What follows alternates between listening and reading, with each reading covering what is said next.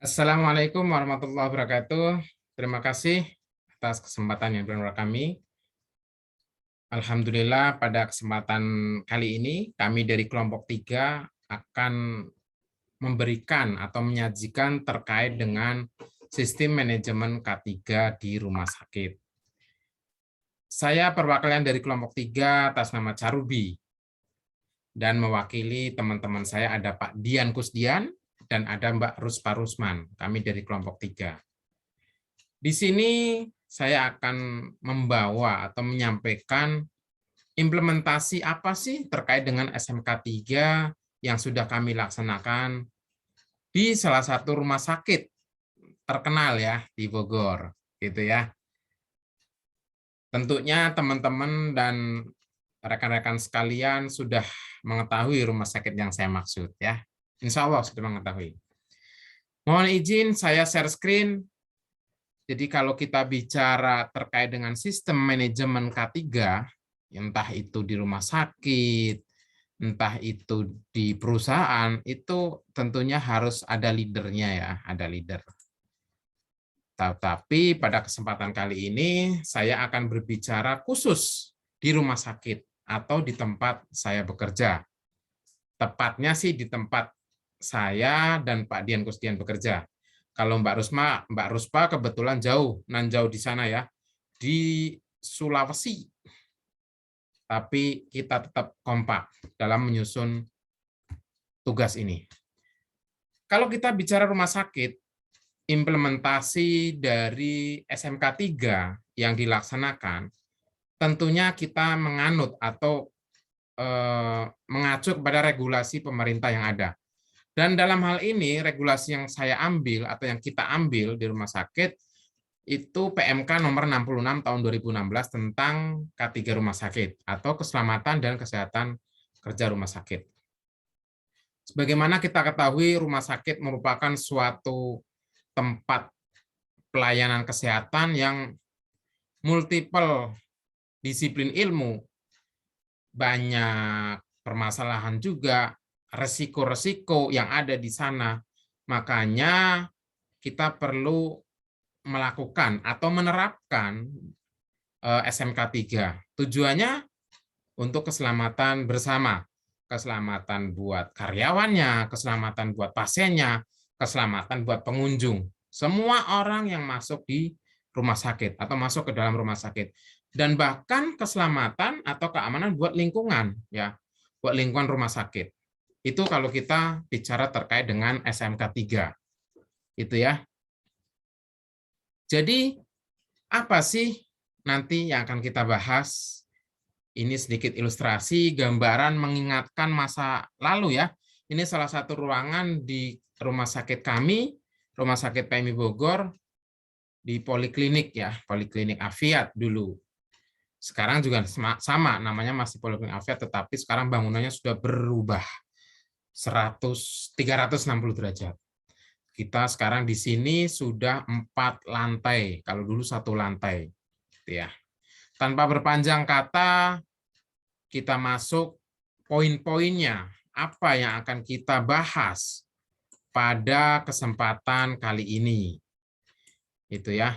Jadi pada kesempatan kali ini saya akan berbicara atau mungkin memberikan sesuatu gambaran terkait dengan penetapan kebijakan K3 rumah sakit.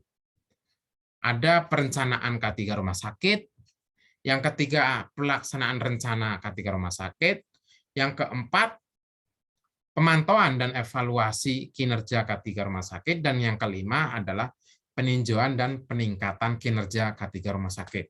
Kelima hal tersebut adalah terkait dengan SMK 3 di rumah sakit.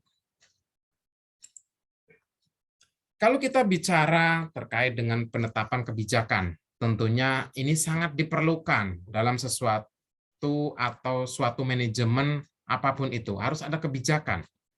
Dalam konteksnya kali ini kita bicara tentang kebijakan K3 rumah sakit. Hal-hal apa sih yang tergambar atau meliputi terkait dengan kebijakan, itu kan?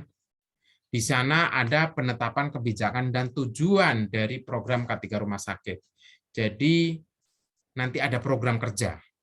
Terus yang kedua ada penetapan organisasi K3 rumah sakit. Di kami itu bentuknya adalah komite K3 rumah sakit. Karena kalau kita mengacu kepada peraturan yang ada, yaitu tadi kita menganut ke PMK nomor 66, di sana itu bisa berupa komite ataupun instalasi. Nah, dengan dasar itu, di kami masih menggunakan komite. Jadi, ketua dan sekretaris di sana itu yang fokus mengurusi K3 rumah sakit. Untuk anggota yang lain itu diambil dari seluruh unit kerja yang ada, yang terkait dengan ada hubungannya dengan K3. Gitu ya. Terus yang ketiga dari penetapan kebijakan K3 rumah sakit ini meliputi penetapan dukungan pendanaan sarana dan prasarana. Tentunya ini sangat-sangat penting sekali. Suatu program yang bagus, suatu perencanaan yang hebat, tanpa adanya dukungan pendanaan, tanpa adanya dukungan sarana dan prasarana, impossible. Ya, tidak bisa berjalan dengan apa yang akan kita harapkan, apa yang akan kita tuju. Itu terkait dengan penetapan dukungan pendanaan sarana dan prasarana. Ketiga hal tersebut di rumah sakit kami, alhamdulillah, itu sudah berjalan dan sangat didukung oleh manajemen kami. Ini contoh gambaran bahwasanya di kami sudah ada nih penetapan ya, karena tadi yang dimaksud adalah penetapan kebijakan. Di kami ada kebijakan yang memang sudah tertuang, yang sudah disahkan atau ditandatangani oleh direktur utama. Terus ada struktur komite di kami pun sudah ada. Ya. Itu. Terus ini contoh ya, contoh yang memang sudah alhamdulillah sudah terimplementasikan di kami. Ini masih terkait dengan perencanaan. Jadi setiap akhir tahun, tepatnya mungkin di bulan-bulan 9, 10, dan finalnya di 11, bulan 11 paling akhir, kita harus menyampaikan atau memberikan usulan perencanaan kegiatan apa sih yang akan dilakukan di tahun mendatang, gitu ya. Itu kita sampaikan ke bagian perencanaan rumah sakit. Itu setiap tahun kita lakukan, gitu ya, terkait tadi dengan pendanaan. Ini contohnya gambaran. Nah, yang kedua, kita akan bicara terkait dengan perencanaan. Kalau kita bicara perencanaan, tentunya K3 atau SMK 3 ini ada 4 hal dalam perencanaan K3 rumah sakit ini. Yang pertama, perencanaan K3 rumah sakit ini dibuat berdasarkan apa sih? Yang pertama, manajemen risiko K3 rumah sakit. Perundang-undangan tadi, seperti halnya kita sebagai regulasi, salah satunya ya, mengacu kepada PMK nomor 66. Dan persyaratan lainnya tentunya yang kalau saya jabarkan di sini, tentunya akan sangat memakan waktu dan banyak sekali. Karena kalau kita udah bicara terkait dengan K3 rumah sakit, tidak cukup waktunya 1 jam, apalagi 1 jam. 1 hari pun nggak cukup. Sebagaimana kita ketahui, kalau kita training tentang K3 rumah sakit aja bisa 2 minggu, minimal 1 minggu. Itu. Yang kedua dari perencanaan adalah adanya perencanaan bahwasanya perencanaan K3 rumah sakit ini ditetapkan oleh kepala atau direktur rumah sakit. Yang ketiga, perencanaan K3 rumah sakit disusun berdasarkan tingkat faktor risiko tadi ya. Kita bicara terkait dengan manajemen risiko. Terus yang keempat, perencanaan K3 rumah sakit dibuat secara berkala setiap 1 tahun dan ditinjau ulang ya jika terdapat perubahan sarana dan prasarana serta proses kerja di rumah sakit itu sendiri. Sebagai contoh saat ini adalah pandemi ya. Pandemi. Tentu dari sarana prasarana itu mungkin semua rumah sakit gagap ya dalam kejadian COVID ini. Bagaimana caranya yang dahulu tidak ada penetapan zona merah gitu ya, di mana ada ruang khusus untuk pasien-pasien COVID yang memang nggak bisa dicampur atau disatukan dengan pasien non-COVID gitu ya. Dia diperlukan suatu manajemen khusus, ruangan khusus, petugasnya khusus gitu ya.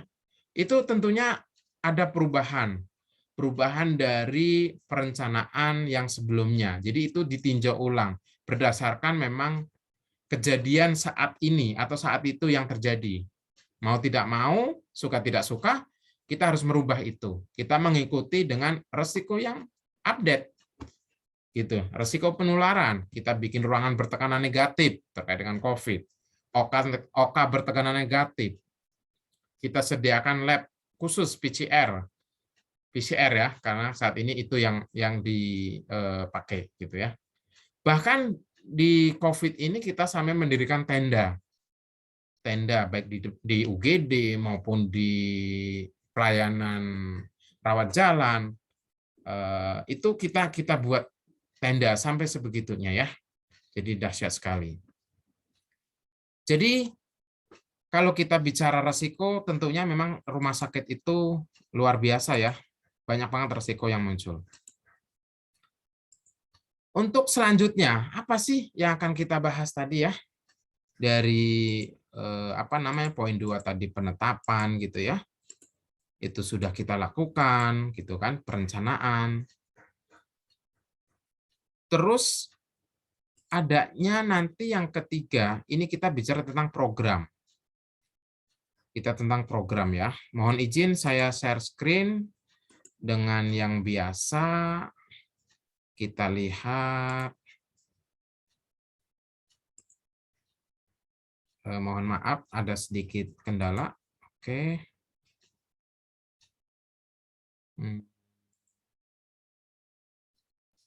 Baik, sebentar maaf. Ini ada sedikit kendala.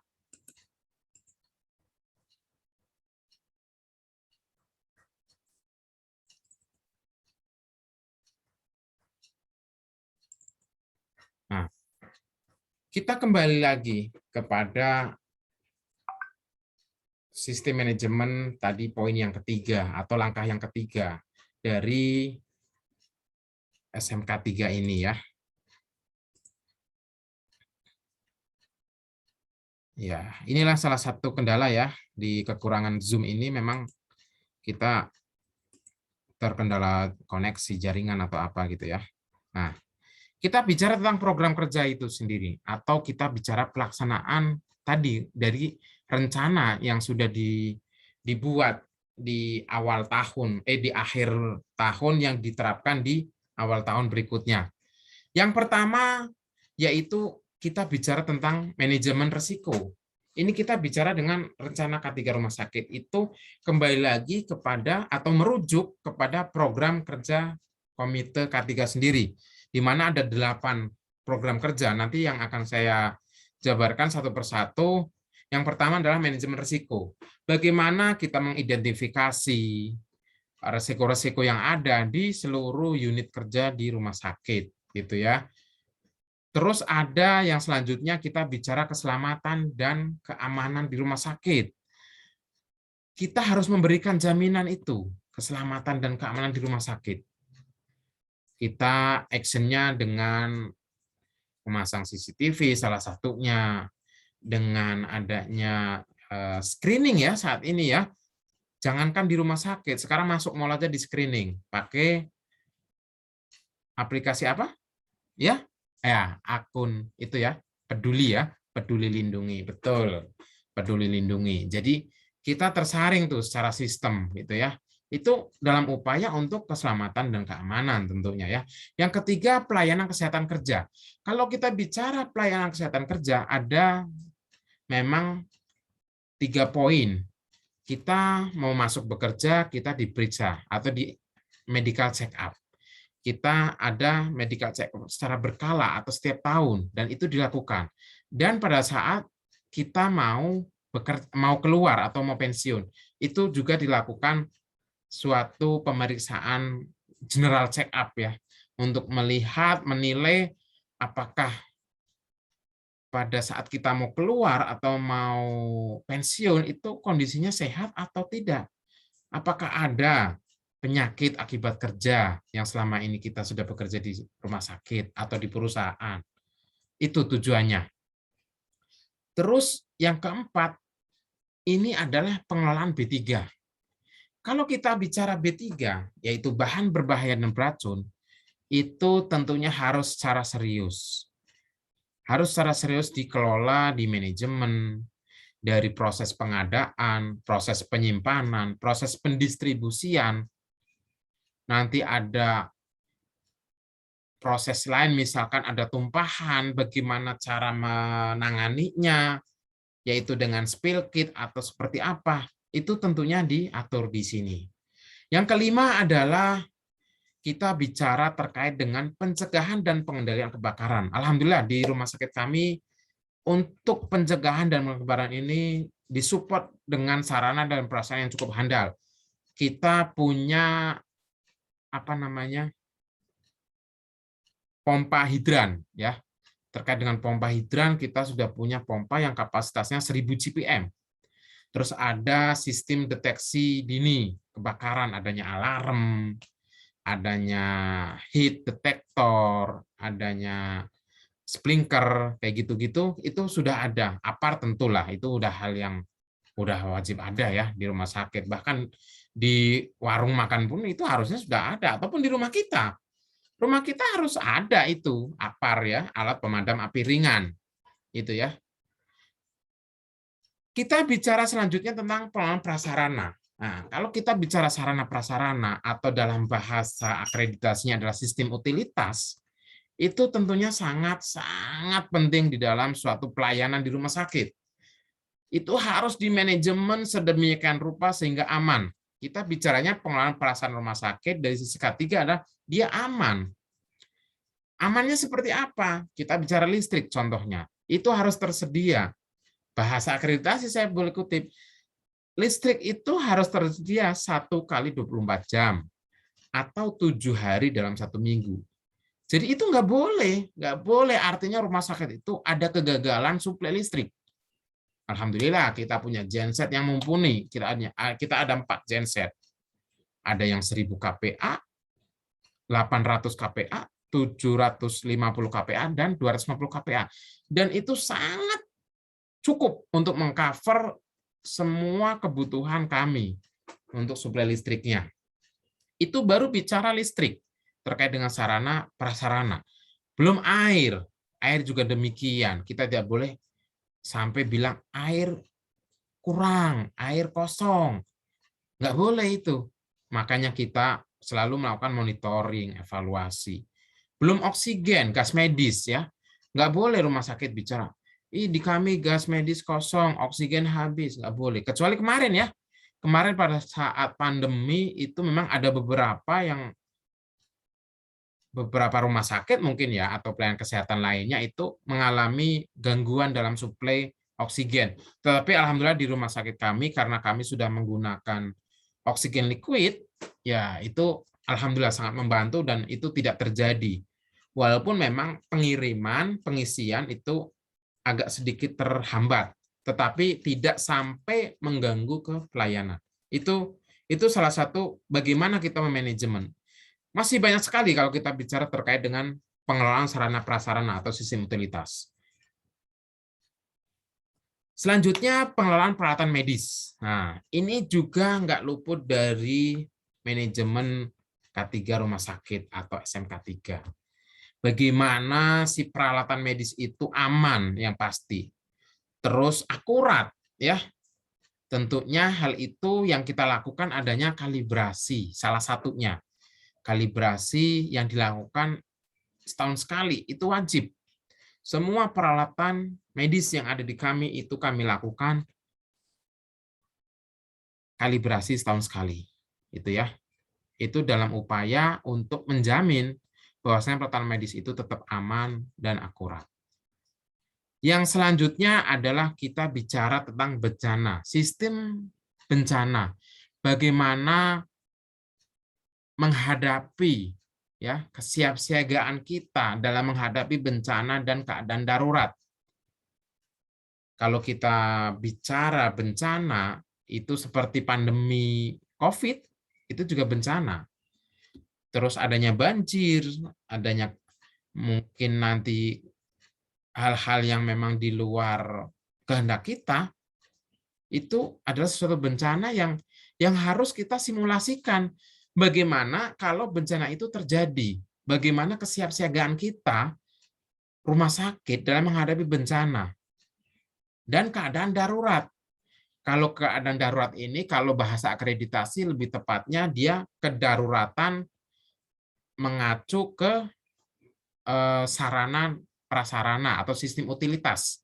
Darurat ini, darurat air, darurat listrik, tadi yang sudah disebut bagaimana kalau terjadi mati atau suplai listrik padam dari PLN, bagaimana suplai air dari PDAM itu mati, adanya sesuatu hal, itu bagaimana kita mengantisipasinya. Hal-hal seperti itu tentunya harus kita simulasikan. Ya. Nah, ini tadi contoh ya. Contoh terkait dengan program. Program di kami sudah ada. Nah, kita lanjut dengan pemantauan ya. Pemantauan dan evaluasi kinerja K3 rumah sakit. Ada 4 hal atau 4 poin. Yang pertama, pemantauan dan evaluasi kinerja K3 rumah sakit dilakukan oleh sumber daya manusia di bidang K3 rumah sakit yang ditugaskan oleh kepala atau direktur rumah sakit. Jadi harus di SK-kan ya, harus di SK-kan. Siapa yang ditunjuk untuk pemantauan. Terus yang kedua adalah pemantauan dan evaluasi kinerja K3 rumah sakit dengan melalui pemeriksaan, pengujian, pengukuran, dan audit internal. Nah, ini adanya audit internal SMK 3 rumah sakit, tentunya juga sama ya, dilakukan oleh memang orang-orang yang sudah mempunyai kapasitas terkait dengan SMK 3 rumah sakit. Dia sudah mempunyai sertifikasi ya, tentunya. Yang ketiga, terkait dengan audit tadi, itu apabila rumah sakit memang tidak mempunyai tenaga ahli atau sumber daya manusia di bidang K3 rumah sakit, itu bisa menggunakan pihak ketiga ya, atau jasa pihak ketiga di sini disebutkan di dalam referensi PMK nomor 66 tahun 2016 ini. Yang keempat adalah hasil pemantauan tersebut digunakan untuk melakukan tindak lanjut perbaikan atau biasa saya sebut, saya familiarkan adalah MONEP ya, monitoring dan evaluasi. Itu yang kita lakukan. Yang selanjutnya, ini maaf sebelumnya ini ada contoh-contoh gambar yang memang kita lakukan di rumah sakit. Ini adalah contoh dari apa ya? Ada yang tahu mungkin? Ya, kita coba coret-coret ya. Ya, ini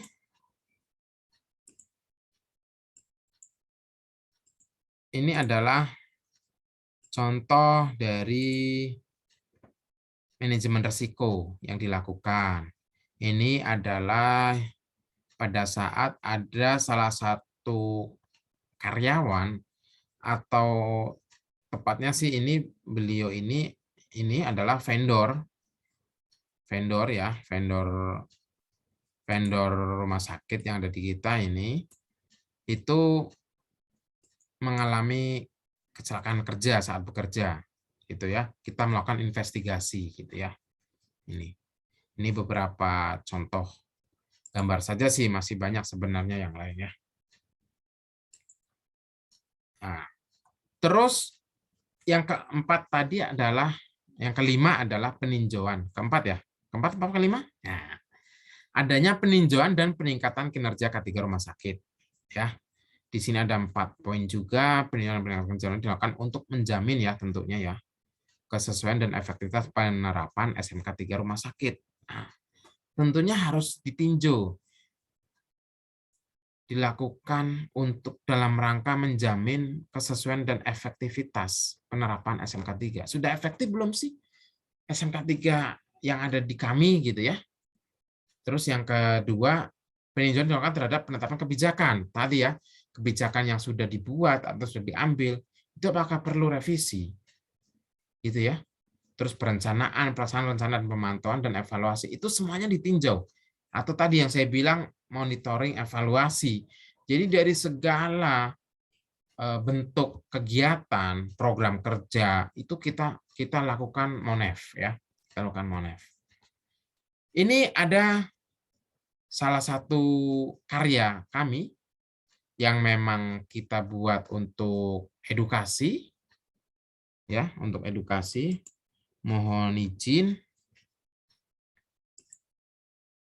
ini adalah video. Mohon izin, saya stop share screen dulu karena adanya gangguan teknis ya.